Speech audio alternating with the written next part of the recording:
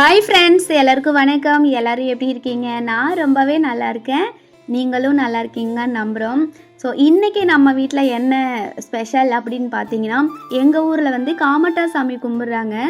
So காமட்டா சாமி அப்படின்னா என்னன்னு கேட்பீங்க. கண்டிப்பாக எனக்கே தெரியாது. எல்லோரும் சாமி கும்பிட்றாங்க, நாங்களும் கும்பிட்றோம் அப்படின்னு சொல்லிட்டு தான் இருந்தேன். ராஜா ராணி சாமி அது மட்டும்தான் எனக்கு தெரியும். ஸோ இந்த சாமி வந்து ரொம்பவே சக்தி வாய்ந்த சாமி அப்படின்வாங்க. சாமின்னாவே எல்லாமே சக்தி வாய்ந்த சாமி தான். இது என்ன ஸ்பெஷல் அப்படின்னு பார்த்துக்கிட்டிங்கன்னா, நம்ம வேண்டுதல் வந்து கண்டிப்பாக நடக்கும் அப்படின்னு சொல்லுவாங்க. நம்ம வேண்டுதல் கண்டிப்பாக நடக்கும். நடந்ததுக்கப்புறம் நம்ம வந்துட்டு இப்போது என்னால் முடிஞ்சது இது செய்கிறேன் அது செய்கிறேன் அப்படின்னு சொல்லுவோம் இல்லையா.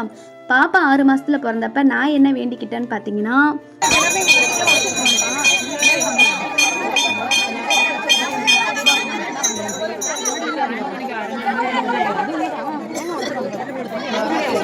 தெரியல யாரும் சொல்லல எல்லா வேலையும் 2 மணி ஆகிடுங்க.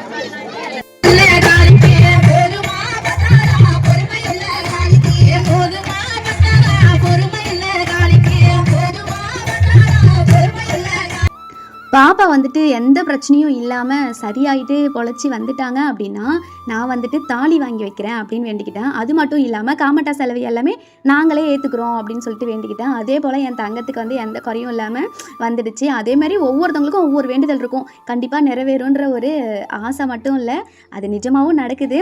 அப்படி தான் எங்கள் ஊரில். ஸோ உங்கள் ஊரில் காமட்டா சாமிலாம் கும்பிட்டுருக்கீங்களா? அப்படின்னா என்னன்ட்டு நீங்கள் உங்களுக்கு தெரிஞ்சால் நீங்களும் கமெண்ட் பண்ணுங்கள். ஸோ வந்துட்டு சாமியெல்லாம் கும்பிட்டுட்டு கும்மி அடிப்பாங்க. ஒவ்வொருத்தவங்களுக்கும் ஒவ்வொரு தெரிஞ்ச அந்த கும்மி பாட்டுன்னு சொல்லுவோம் இல்லையா, அது வந்து தெரிஞ்சவங்களுக்கு சொல்லி கும்மி அடிப்பாங்க. அப்படி இல்லைன்னா நாங்கள்லாம் வந்துட்டு சினிமா பாட்டு போட்டு தான் வந்து கும்மி அடிப்போம். ஏன்னா ஒரு சிலவங்களுக்கு தெரியும் அந்த பாட்டு, ஒரு சிலவங்களுக்கு தெரியாது. ஸோ இடம் வந்து அங்கே பற்றாக்குறை. அதனால் வந்துட்டு 2 டீமாக பிரிஞ்சு தனித்தனியாக வந்து மாரிய கோயிலுக்கு முன்னாடி தான் நடக்குது. அங்கே வந்து இடம் கொஞ்சம் சின்னதாக தான் இருக்கும். அதனால் இந்த பக்கம் பாதி பேரும் இந்த பக்கம் பாதி பேரும் அவங்கவுங்களுக்கு தெரிஞ்ச ஸ்டைலில் கும்மி அடிப்போம். இப்படி தான் எங்கள் ஊர் காமட்டா திருவிழா வந்துட்டு போகும். ஸோ இந்த சாமி எப்போ கும்பிடுவோம் அப்படின்னு பார்த்தீங்கன்னா, நைட்டில் தான் வந்துட்டு மோஸ்ட்லி சாமி கும்பிடுவாங்க. நைட்டு ஒரு 8:30 மணி 9 மணிக்கு ஸ்டார்ட் பண்ணி ஒரு 2:30 மணி 3 மணி வரைக்கும் கும்மி அடிச்சுட்டு சாமியெல்லாம் கும்பிட்டுட்டு கொஞ்சம் ஹாப்பியாகவும் இருந்துட்டு கிளம்புவோம். என்ன ஹாப்பி அப்படின்னு பார்த்தீங்கன்னா, எல்லாருமே அவங்கவுங்களுக்கு பிடிச்ச ஸ்டைலில் கும்மி அடிப்பாங்க. அப்புறம் அந்த கோலாட்டம்னு சொல்லுவாங்க இல்லையா, அது எல்லாமே செய்வாங்க. நான் வந்து கொஞ்சம் யாருமே நம்ம வீட்டில் இல்லை அப்படின்னு சொல்லிட்டு டல்லாக போயிட்டு உட்காந்துருந்தேன் கோவிலுக்கு முன்னாடி. எதிர்பாராத விதமாக சத்யா, அஜய் ஃபேமிலி எல்லாருமே வந்தாங்க. ஒரே ஷாக்கு தான் எனக்கு.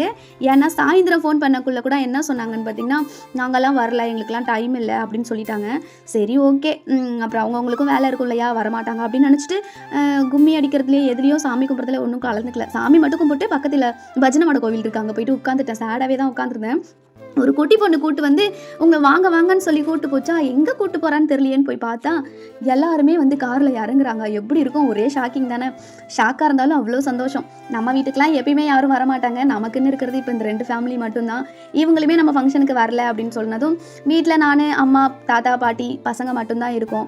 எப்போவுமே நம்மளை மட்டும் பார்த்து போர் அடிச்சிச்சு இல்லையா. நம்ம வீட்டுக்கு புதுசாக யாராவது வந்தால் ஒரு கூட்டமாக இருந்தால் ஒரு சந்தோஷமாக இருக்கும்ல. எனக்கு எப்பயுமே ரொம்ப சந்தோஷமாக இருக்கும். நிறைய பேர் நம்ம வீட்டுக்கெலாம் வரணும், நம்ம சொந்தக்காரங்க என்கிட்ட நிறைய பேர் கேட்கணும், யார் வந்திருக்கான்னு கேட்கணும், இவங்க எங்கள் அக்கா சொல்லணும், இவங்க எங்கள் மாமா சொல்லணும்.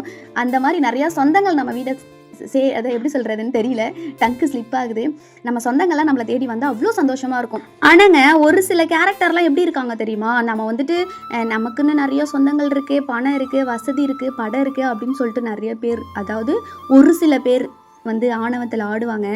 ஆனால் அவங்க எல்லாருக்குமே ஒரு விஷயம் சொல்லிக்கிறேன், எப்போவுமே நமக்கு வந்துட்டு வாழ்க்கை இப்படியே போயிடாது.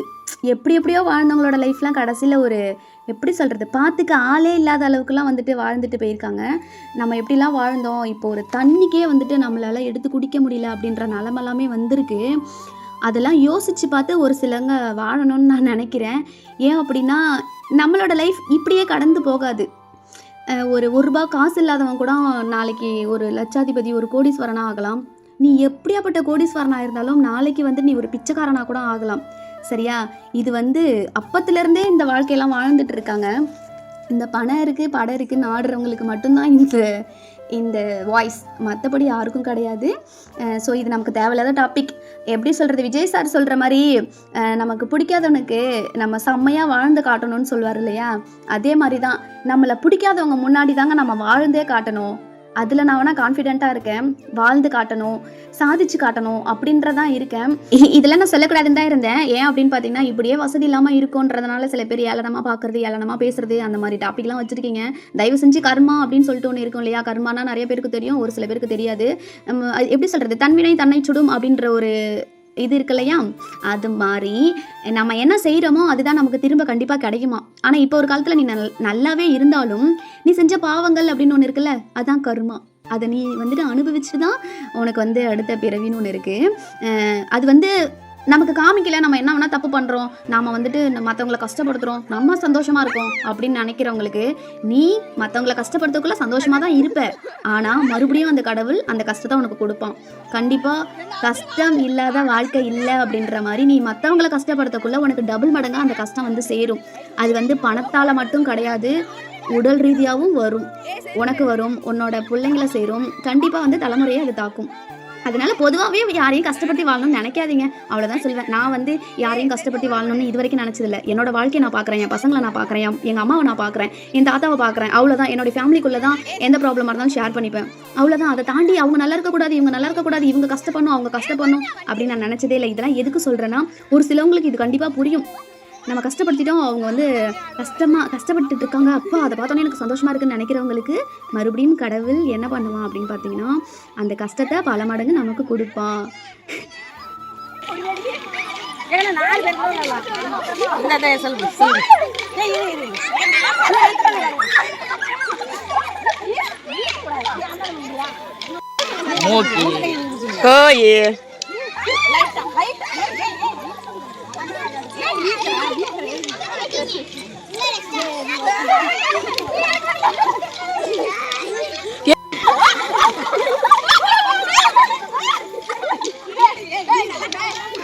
இங்கே ஒரு சிலவங்களுக்கு நாங்கள் சிரிக்கிறதுலாம் தெரியுது. ஏன் அப்படின்னு பார்த்தீங்கன்னா, நாங்கள் வெளிப்படையாக சிரிக்கிறோம். ஆனால் நாங்கள் அழுகிறது மட்டும் தெரியவே மாட்டேங்குது. ஏன் அது என்னன்னு தெரியல. நாங்கள் சிரிக்கிறத தடுக்க நினைக்கிற சில பேர் நாங்கள் அழுகிறதையும் ஏன் தடுக்க நினைக்கணும்ல. அவங்க தனியாலாம் நின்று இவ்வளோ இவ்வளவும் பண்ணுறாங்க. நாங்கள் ஒன்றும் பெருசாக சாதிக்கலை, ஒன்றும் எப்படி சொல்கிறது, 10 மாடி வச்சு வீடு கட்டிடல, இல்லை வட்டிக்கு விட்டுருக்கல, என் பிள்ளைங்களை கட்டி கொடுத்துடல, அப்படிலாம் எதுவும் பண்ணலை. 3 வேளை சாப்பாடு சாப்பிட்றோமா, யாரையும் துன்படுத்தாமல் வாழ்கிறோமா, அவ்வளோதான் எங்களோட வாழ்க்கை. என் பிள்ளைங்கள படிக்க வைக்கணும், நான் ஒரு வீடு கட்டணும், அவ்வளோதான். மற்றபடி யாரையும் கஷ்டப்படுத்தி பார்க்கணுன்னு நினச்சி கூட பார்த்ததே கிடையாது. நான் அப்படி மாறவும் மாட்டேன். இந்த காமட்டாவில் பார்த்தீங்கன்னா மறக்க முடியாத ஒரு சம்பவம் என்னன்னு பார்த்தீங்கன்னா, எங்கள் அம்மாவோட டான்ஸு. சீரியஸாக சொல்கிறேன், எங்கள் அம்மா அப்படி ஆடினாங்க, தன்னையே மறந்து. அதாவது எங்கள் அம்மா எதுக்காக பண்ணாங்கன்னு எங்களுக்கு தெரியும். எல்லாருமே ஒரு டவுன்லேருந்து வந்திருக்காங்க. அவங்க இங்கே போனால் கொஞ்சம் ஜாலியாக இருக்கலாம், சந்தோஷமாக இருக்கலாம்னு சொல்லிட்டு வந்திருக்காங்க. அவங்களுக்கு அது கிடைக்கலன்னாக்குள்ளே நம்ம அந்த சந்தோஷத்தை கொடுக்கணுன்றதுக்காக எங்கள் அம்மாவோட டான்ஸை பார்த்திங்கனாவே தெரியும், பயங்கர ஹாப்பி. எங்கள் வைஷுவும் எங்கள் அம்மாவும் சேர்ந்து ஆடின டான்ஸில் எங்களுக்கெல்லாம் சிரிப்பு கண்ட்ரோல் பண்ணவே முடியல. கொஞ்ச நேரம் சேடாக இருந்தோம், ஆனால் எங்கள் அம்மாவோட டான்ஸை பார்த்து பயங்கர சந்தோஷப்பட்டிருந்தோம். எங்கள் அம்மா பார்த்திங்களா ஒரு சின்ன பிள்ளைத்தனமாக தான் இன்னுமே இருப்பாங்க. எங்கள் அம்மா கிட்ட எனக்கு பிடிச்ச கேரக்டரே அவ்வளோ சீக்கிரமாக யாரையும் தப்பாக பேசிடவே மாட்டாங்க. அதுவும் பெண்களை பொறுத்த வரைக்கும் தப்பாக சொல்லவே மாட்டாங்க, ரொம்ப சப்போர்ட்டிவாக இருப்பாங்க. அவங்க சூழ்நிலை என்னவோ அவங்க பண்ணுறாங்க அப்படின்னு சொல்லிடுவாங்க. அதுக்கப்புறம் பார்த்திங்கன்னா, இந்த சின்ன பிள்ளைங்களோடலாம் விளையாடுறது நீங்கள் நிறைய வீடியோஸில் பார்த்துருப்பீங்க. என் பசங்க கூடலாம் அவங்க ஜாலியாக விளையாடுவாங்க. ஸோ நாங்களும் டான்ஸ்லாம் ஆடி முடிச்சுட்டு வீட்டுக்கு போயிட்டோம். வீட்டுக்கு போயிட்டு டீலாம் வச்சு கொடுத்துட்டு மறுபடியும் சாமி கும்பிடக்குள்ளே தான் நாங்கள் வந்தோம். வந்ததுக்கப்புறம் பார்த்திங்கன்னா அப்படியே சாமி கும்பிட்டுட்டு எல்லாருமே அவங்கவுங்க வீட்டுக்கு விளக்கு எல்லாத்தையும் எடுத்துகிட்டு போயிடுவாங்க. முன்னாடிலாம் பார்த்திங்கன்னா மோல் அடிப்பாங்க, ஒவ்வொரு தெருவுக்கும் மோல் அடித்து கூட்டிகிட்டு போவாங்க. ஸோ இப்போ பார்த்திங்கன்னா இன்றைக்கி மோளம் இல்லை, அதனால் சாமி கும்பிட்டதுமே அவங்களும் இந்த விளக்கு பார்த்திங்கன்னா விளக்கு ஏற்றி தான் வீட்டுக்கு எடுத்துகிட்டு போகணும் அப்படின்னு சொல்லுவாங்க. அது அணையாமல் எடுத்துகிட்டு போகணும். நான் பயந்துக்கிட்டே பொறுமையாக அண்ணன் நடை போட்டுக்கிட்டே வந்தேன். ஸோ எங்களோட காமடா ஃபங்க்ஷன் பார்த்திங்கன்னா இப்படி தான் போச்சு. எப்படியோ சக்ஸஸ்ஃபுல்லாக விளக்கு அணையாமல் வீட்டுக்கு நான் வந்துட்டேன். வீட்டுக்கு எல்லாருமே வெயிட் பண்ணாங்க 2:30 மணி வரைக்கும். ஸோ இவங்கெல்லாம் இருந்ததுனால ரொம்பவே ஹாப்பி. எங்கள் ஊர் காமடா ஃபங்க்ஷன் இப்படி தான் போச்சு. நல்லபடியாக சாமியை கும்பிட்டுட்டு வீட்டுக்கு வந்துட்டோம். சாமியை கூப்பிட்டுட்டு இந்த படைச்சது பார்த்திங்கன்னா நம்ம கொஞ்சம் கொஞ்சம் சாப்பிடணுன்னு சொல்லுவாங்க. சாப்பிட்டா கொஞ்சம் உடம்புல இருக்க பிணிலாம் குறையும் அப்படின்னு சொல்லுவாங்க. ஸோ நல்லபடியாக சாமி கும்பிட்டு வந்தாச்சு. ஸோ இந்த வீடியோ பிடிச்சிச்சுன்னா லைக் பண்ணுங்கள், ஷேர் பண்ணுங்கள், கமெண்ட் பண்ணுங்கள். அதாவது காமெண்டாவுக்கு சத்யா ஃபேமிலிக்கும் அஜய் ஃபேமிலிக்கும் ரொம்ப நன்றி. சீரியஸாக சொல்கிறேன், உங்களால் நான் ரொம்ப சந்தோஷமாக இருந்தேன். இதுக்கு மேலே என்ன சொல்கிறதுன்னு தெரியல. ஹாப்பி. நல்லபடியாக அவங்கள வழி அனுப்பிச்சி விட்டுட்டு நானும் அம்மாவும் வீட்டுக்கு வந்துட்டோம். நிறைய பேர் வந்து சப்ஸ்கிரைப் பண்ணாமல் பார்க்குறீங்க. சப்ஸ்கிரைப் பண்ணி சப்போர்ட் பண்ணுங்கள். பிடிக்காதவங்க வீடியோவை ஸ்கிப் பண்ணிடுங்க. யாரையும் கஷ்டப்படுத்தணும்னு இந்த வீடியோவில் எதையும் நான் பேசலை. ஒரு சிலவங்களுக்கு வாழ்க்கைன்னா என்னன்னு தெரியல இல்லையா, இதுதான் வாழ்க்கைன்னு உணர்த்தணும் இல்லையா, அதுக்காக தான் இந்த வாய்ஸு. தப்பாக அப்படி பேசியிருந்தால் மன்னிச்சுக்கோங்க. ஸோ இந்த வீடியோ பிடிச்சிச்சுன்னா லைக் பண்ணுங்கள், ஷேர் பண்ணுங்கள், கமெண்ட் பண்ணுங்கள். தேங்க்யூ, பாய்.